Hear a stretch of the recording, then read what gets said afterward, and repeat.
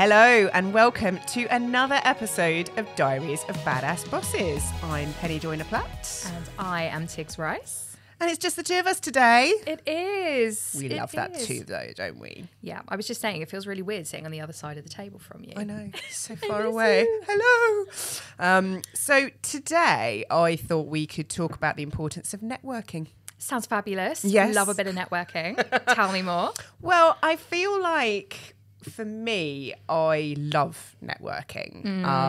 And I would say it's probably the biggest part of my sales strategy. And the nice thing is actually all of my clients, we all network in a big, big way. Yes. So it's just like this constant growth of like the group of who we meet, and it just constantly expands by going to the different types of networks and stuff that are out there. Yeah. Do you know, it was interesting because probably about 18 months ago, you were like, Tigz, I'm going to go to this networking group. Like, come with me.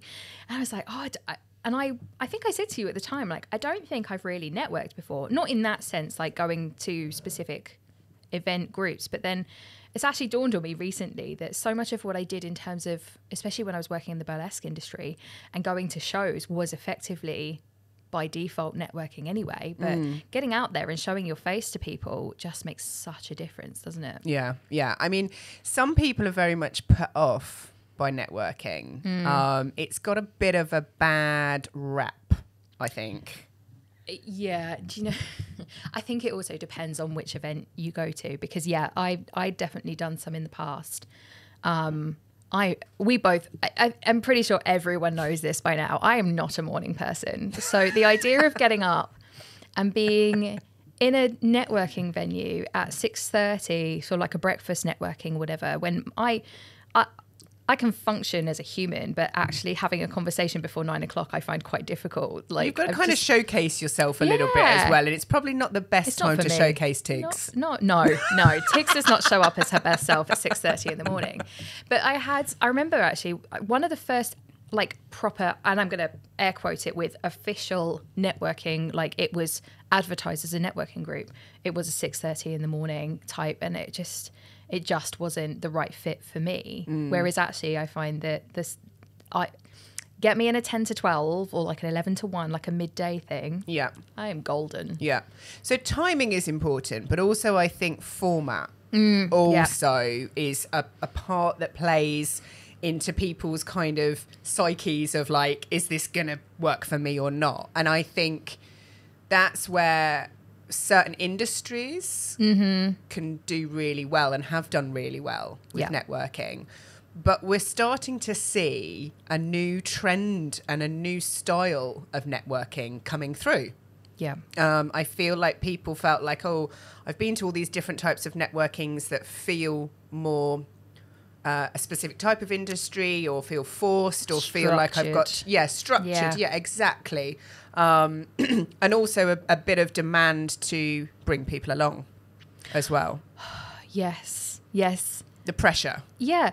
And also, like,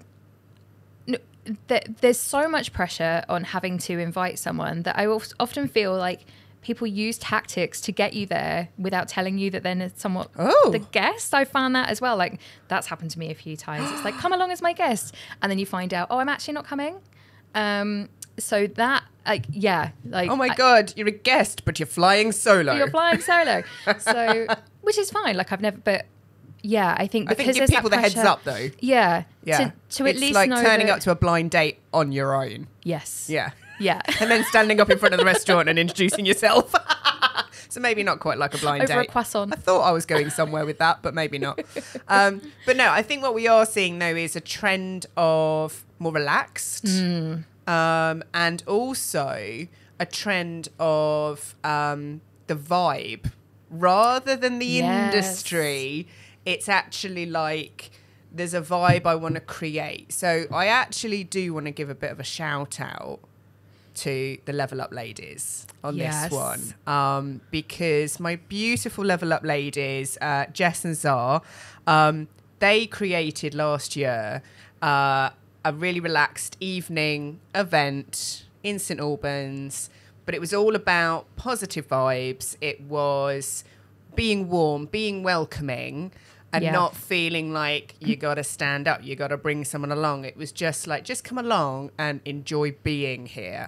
Yeah, and it's that great a night, actually, because it's an evening one, that one, that you and I pretty much are there every month. But also the lengths that people will go to travel to that event. Like one member travels several hours. Well, it's that lovely Zoe, isn't it? Yes. Who we've had on the show. Yeah. So she travels down from Leicester to come, like, so, I mean, that's saying something if you can grab people that are willing to travel for a networking event. So but I mean, because of that, they're now growing, they're now doing more, they're doing their co-working, they're doing more networking events. They've got a big event at the end of January. They're doing like a day one. I'm actually speaking at it. I'm photographing it. We will be there. Yeah, unfortunately, Connor, you're not invited, babe, because it's ladies only. But no, but in all fairness, though, I think that's what, they're not the only ones doing it. They're definitely, there's some other great people that we could be here for a while naming them. But I think the importance of what we're trying to stress is actually networking is really good for your business, especially if you work on your own, or especially if, you're new, a startup, any of that, and you might be feeling a little nervous. I feel like get yourself out there. Yeah. Try a few out. See which ones work for you. The buzz ones are great because they always. Sorry, that's someone forgot to turn the sound off. No, do you know what? I actually did. You turn did the turn sound it off earlier. But then my laptop died. I mean, I think everyone on this podcast knows about my laptop. The ancient thing that it is, I have to put 50p in to make it work. It died again. It then came back to life suddenly when I whacked it. It was almost a cheer earlier, wasn't there? Yeah. So it wasn't that I didn't turn it... I just didn't turn it back at all anyway. Sorry about that, folks. Ding! It was actually the Samsung guy just messaging me to confirm that he's coming to fix my washer dryer, just so everyone knows. Keeping it real. It's an amazing podcast about how fabulous we are as businesswomen. But my washing machine, dishwasher needs fixing. Washer dryer. Combined. Living the dream. I've only got space for one. I can't fit in a dryer as well, so I had to get the combined. How have we gone off on this tangent? I can't even. Networking. Right, networking. Sorry, folks. Straight back to it. I even forgot where I was. Trying out different versions or different networking groups, which actually was a really good point. Because for some of us who are in more niche businesses, for example, like a lot of the traditional networking brands, should we just say, tend to do well for traditional jobs, like especially like bricklayers, engineers, electricians, like those wealth managers, accountants, always done well in those. But for an empowerment photographer, I'm probably, and I'm generalizing, I haven't been to them, but from my experience, a 6:30 in the morning session hasn't always been the perfect one for me in that kind of environment. But coming to a different session where there's definitely like more of a creative feel, or there's a mix of people. Like most of the ones I go to end up having like, I mean, you're normally there, so we've got PR and we've got all kinds of like business development, and normally you'll find like there's a web developer, and I mean there might even be other photographers, but that's what I was going to come on to, because that's my biggest bugbear with networking, that says that only one person can come from the industry. And I think that is such an old-fashioned, antiquated way of thinking, because there is room for all. I'm sorry, but not every PR is the same as me. Yeah. And there's a lot of PRs I would pass work to because they would be better suited for it. They're better at it. They've got the experience.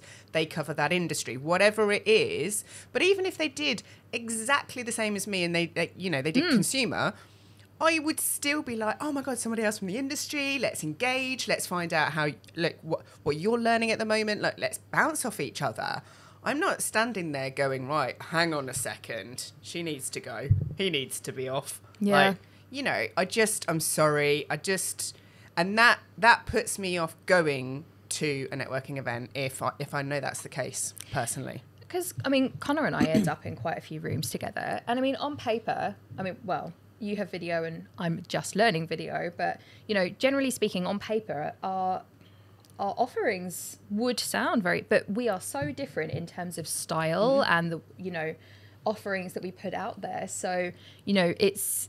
Yeah. And I use both of you. To me, it's like, when I'm going for like photography as well, it's like actually, this is the particular vibe and stuff. And, you could even share a client. Do you know what I mean? It's not even the same, Probably it's do, like, don't we? Yeah.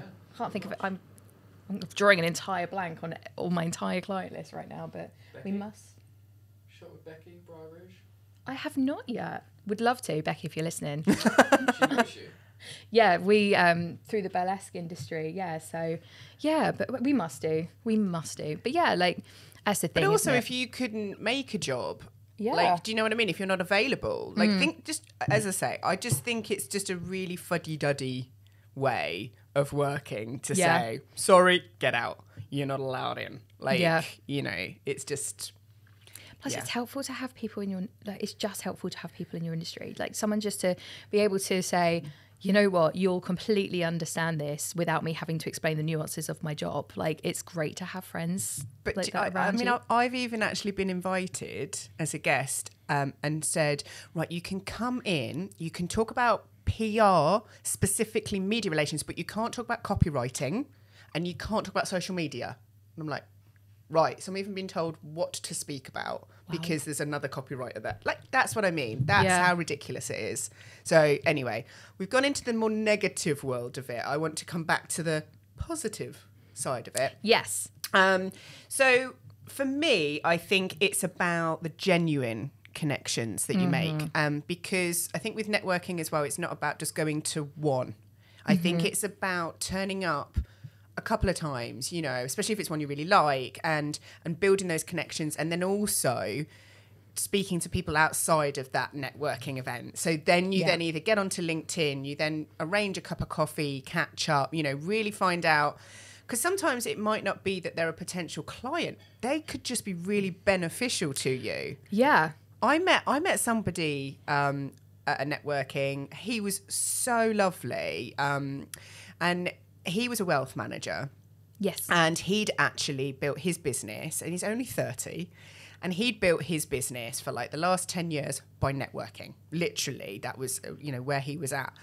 But he came along and we met one-to-one for a cup of coffee after meeting at a networking, and he genuinely wanted to help me. Like, the first thing out of his mouth was, what type of client are you looking for? Love that. Really invested in how can I help you? If ever I meet someone, I'm happy to kind of put them your way. And I mean, that's what we need to do, is embracing those genuine connections. And also, once you delve a little bit deeper, sometimes you find that what people have introduced themselves in, they might have a whole wealth of knowledge somewhere else. Like, I got chatting to someone a couple of months ago who introduced himself as doing... I'm going to badger this now. It's he does like peer groups and helping like peer mentorship, and we got talking, and then it turns out that actually he had connections in a part of the industry that within my niche that I'm like, oh my God, like I would love to. Anyway, so fasting forward to, a week from now, and I'm going to be doing a presentation to their global clients, like customers, sort of, it's B2B. And I'm going to be doing a talk. And it's just literally because we took that conversation one step further than I work in this industry, I work in that industry, and going, okay, well, like, tell me more about you. Tell me what else makes you tick. So definitely go beyond what even the first initial pitches. Yeah, develop those relationships. You kind of know who you gravitate towards as well. Like, you'll kind of know when you've even just had a very brief conversation, get in contact with them, and then, go further and just see what can come from it. And as I say, even if anything, you just find a really good partnership, or just somebody to bounce ideas off, then, it's great. I mean, another one of my clients are probably the biggest networkers in the whole of Hitchin. Like, everyone knows who they are. My lovely Faye and Susie. Love them. I mean, they're literally a part of every network, like, literally. But it has done them like so well, like, you know, and it's genuinely, again, it's not just about the clients, because they've actually built connections. They sponsor so many people. They are so engaged locally. Yes. So it's a really community-driven thing to network as well. They are so connected, and I'm sure they won't mind me sharing this. We did a shoot back in October, a personal branding shoot for them, and it was out and about in Hitchin. And I don't think we went more than 5 minutes before someone walked past and was like, "Hi, Faye. Hi, Susie." Like, they are so, and just those genuine. They're famous. Yeah. They're So- literally part of the furniture in Hitchin. They are. Oh, God love them. So what I was going to talk about as well was actually the digital. So not actually just the in-person. There's so many more opportunities. COVID really changed that. Yes. I did get involved in a few online networky ones. I did what you were going to say. Got involved in a few online. Online ones. I find it hard on. I prefer face to face, but it has also allowed me to connect with people so much in such a broader sense, like geographically, being able to go beyond what your local geographic reach is, I suppose. But yeah, I do find them quite hard sometimes because of the lag. But they're definitely worth trying. I definitely, as a parent, because the other thing is as well, if you're like, because there's a lot of obviously like new parents who probably won't return to work because of the kids, because they're either not going to get paid enough, or their business isn't flexible enough, or whatever, or actually this is just the time that I am going to start my business. So there's a lot of new parents that actually it gives them scope to build their business whilst being at home with the kids. So that's what I really like. I really feel like it's just enabled people to grow quicker than, you know, they would have previously been able to kind of pre-COVID. I mean, they were always kind of around, but they just weren't as popular, or just people didn't know about them. Or, I just don't think we had the same tlet. No. Like, you know, not everyone in the world had Zoom on their laptops or phones or tablets, whatever you're using. So yeah. Well, let's just quickly, just before we round up, I want to talk a bit about etiquette at Netta. And best practices. I'd say it's the tea, but I've got water in my mug. Yeah, decent tea and coffee is an absolute must. The amount of ones I've been to, and it's like gravy in a cup, or it's just like, oh my God, it's just absolutely. Or the place is really dodgy. You know, it's like. Where are you networking? I'm not gonna say. Oh my God, I really let myself into that one. Didn't I? Oh dear. Well, look, I don't think I'm going to go any further with that. But I think basically, it's just making a good first impression. I think from a personal point of view, is you know, just be yourself. Yeah, practice that elevator pitch. Know what you're going to say, and just be authentically yourself. Yeah. And if you do struggle turning up and showing up for yourself, like actually, so for me, sometimes, you know, if I'm not feeling it, but I do want to go to this networking, I have been known to turn up head to toe in neon pink, because I'm like, I don't necessarily have the energy to go and start the conversation. So I will be a beacon of colour, and people then come to me. So do it in the way that you feel comfortable with, but being in that room is so worth it. And get your 60-second pitch nailed like Connor's. You know, you've got to smash it out like Connor does, because it's beautiful. I know. I keep thinking about that. I'm so glad we've got that recorded somewhere in the podcast. We've got a record of it for life. But yeah, so I would definitely say my tips is, you know, you don't always need business cards as well. LinkedIn now gives you that ability to actually scan your profile, if you didn't realise that as well. Go in, you know, and especially like you don't have to go in a stuffy suit, corporate, go looking exactly like what you would wear. As to represent your business, you know, go in your brand colours if you want to, you know, be a bit jazzy, like Tigz just said, you know, go in bright pink. But yeah, go try out a few different ones, and then when you do find some, be regular and you know, go there regularly, and then it's about follow up, building the relationship, not just showing up that one time. And so because people will remember you as well. Like that's the thing. Like, and even then when you're not there, you're not in the room, your name gets people, mentioned. yeah, people will talk about you, you know, which is lovely. So it does become a really good sales tool. So yeah, that would be my kind of tips. Anything you'd add to that? Ooh, I mean, that was a good list. Follow up, like actually follow up. I know that if I, even just a little, hey, it was so great to meet you today. Just start the conversation, because if you go home with just like a bunch of business cards and then just, you know, chuck them in that box behind your desk or whatever, you know, actually make friends with those people, because actually, you know, it wasn't about necessarily what they can do for you that day. Yeah. It's who else they know that, you know, Exactly. it's that six degrees of separation, isn't it? Yeah. So it might not be the person that you met today, but it's everyone else in the network. Yeah. Well, look, I would really love to hear your stories about some of your networking, well, good things and the bad things. Yeah, tell us the ones you worth know. going to. Yeah, definitely. Drop them in the comments below, or put them in our social media. We'd love to read them and respond back to you. But thank you very much for joining us. We've got another stellar episode coming next week. We've got a wonderful guest. He is basically he's in your world. He's not... I'm going to be nodding along basically, but I'll let you pitch him a little bit. Oh, yeah. So we have the incredible Tony Harmer coming in, who is often described as the creative Swiss Army knife. He's such a talented human. I cannot wait to properly introduce you and have that chat next week. So. Oh, amazing. Well, look, we also want you to be a part of our community. So please do subscribe to Diaries of Badass Bosses on any of our channels. We're here every Wednesday. We're not leaving you again. But thanks ever so much for joining us, and we'll see you next week.